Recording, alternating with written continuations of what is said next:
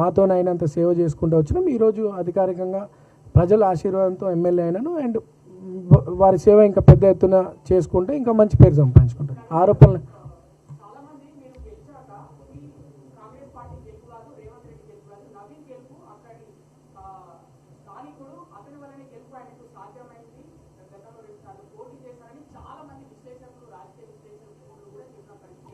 Sir, Naveen Yadav is from Congress.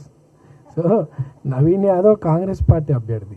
So అందరి కష్టము, Congress party పైన ప్రజలకు ఉన్నటువంటి నమ్మకము అండ్ ఇచ్చినటువంటి మాట నెరవేరుస్తూ ఒక్కొక్కటిగా ఇస్తున్నటువంటి సంక్షేమ పథకాలు, మా ప్రాంతంలో చేస్తున్నటువంటి అభివృద్ధి కార్యక్రమాలు అన్నీ కూడా అండ్ మోరోవర్ మా కుటుంబం మీద ఉన్నటువంటి గౌరవం అన్నీ కూడా ప్రజలకు బలమైన నమ్మకం ఏర్పడి నన్ను గెలిపించినారు, కాంగ్రెస్ పార్టీని గెలిపించినారు అండ్ రేవంత్ అన్నని బలపరిచినారు పార్టీ. సో నవీన్ యాదవ్ ఒక్కడి గెలుపు కాదు, నవీన్ యాదవ్ కాంగ్రెస్ పార్టీ గెలుపు కోసం అందరి కష్టం, కృషి ఉంది అండ్ అభివృద్ధి మీద నమ్మకంతో ప్రజలు ఓటేసినారు. అందరు కూడా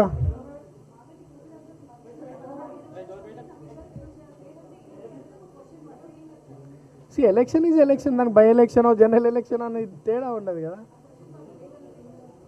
ఒకటి, గోపీనాథ్ గారు చనిపోకపోయినా జూబ్లీహిల్స్లో బై ఎలక్షన్ వచ్చేది, అది చాలామందికి తెలియదు.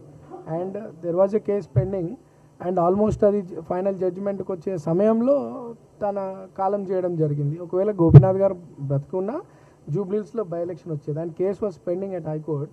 సో నేను అది కేసు విత్డ్రా క్లోజ్ చేయడం వల్ల తను చనిపోయినాడు కాబట్టి కేసు క్లోజ్ చేసినాం, లేకపోతే election commission was party in. So ఎలక్షనే జరిగేది కాదు. క్లోజ్ అవ్వడం వల్ల ఎలక్షన్ కమిషన్కి ఆ మెసేజ్ పోవడం, అక్కడ నుండి సెంట్రల్ ఎలక్షన్ కమిషన్ మెసేజ్ పోవడం, ఎలక్షన్ రావడం. ఎలక్షన్ అనేది ఆయన కాలం చేసింది కాబట్టి వచ్చింది. ఒకవేళ చేయకపోయినా ఎలక్షన్ వచ్చేది. ఎట్టి పరిస్థితుల్లో జూబ్లీహిల్స్ ప్రాంతంలో ఒక ఎలక్షన్ అనేది జరుగుతూనే జరిగింది అండ్ వి వన్. సో ప్రజల ఆశ.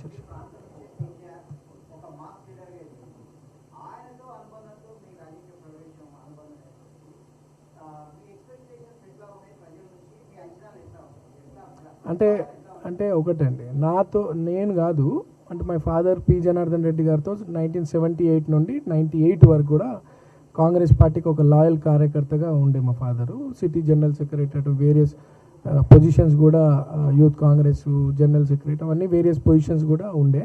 అండ్ పి జనార్దన్ రెడ్డి గారు రైట్ హ్యాండ్గా ఎదిగినారు.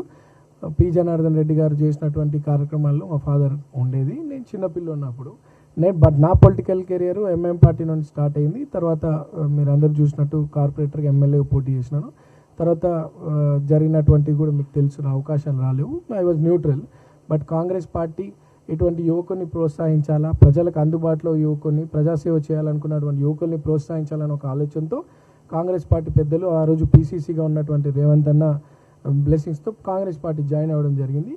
ఈరోజు ఇది ఒక పెద్ద ఎగ్జాంపుల్. ఓ పక్కకు బీఆర్ఎస్ సమాజానికి ఉపయోగపడాలనుకున్న యువకుల జీవితాలు పాడేసే ఆలోచనలో బీఆర్ఎస్ ఉంటే, అటువంటి యువకుని ప్రోత్సహించే ఆలోచన కాంగ్రెస్ పార్టీ తీసుకుందంటే this is the best example.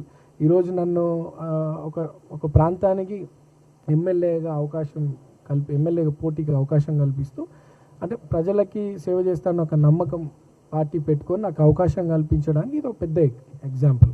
దాన్ని మా ప్రజలు అంగీకరించి నన్ను మంచి మెజార్టీతో గెలిపించినారు. क्या बोलिए?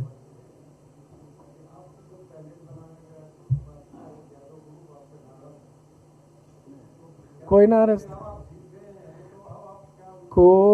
नाराज नहीं थे, सब खुशी थे, सबके आशीर्वाद, सबकी मेहनत, सबकी आशीर्वाद से आज मैं जीत के आया. किसी के नाराज नहीं, हर कोई मिल के मेहनत करे, कार्यकर्ता से मुख्यमंत्री साहब तक हर कोई कांग्रेस पार्टी को जिताने के लिए मेहनत करे जुब्लीहिल्स में.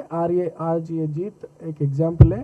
आने वाले इलेक्शंस में भी, चाहे वो लोकल बॉडी हो, कॉरपोरेशन इलेक्शंस हो और कोई इलेक्शंस हो, सब एक होकर ऐसी जिस तरह कांग्रेस यूनिटी के साथ मेहनत करी वहाँ हर जगह उसी तरह सब मिल के मेहनत करेंगे, पार्टी को जिता लेंगे. Thank you so much. Yes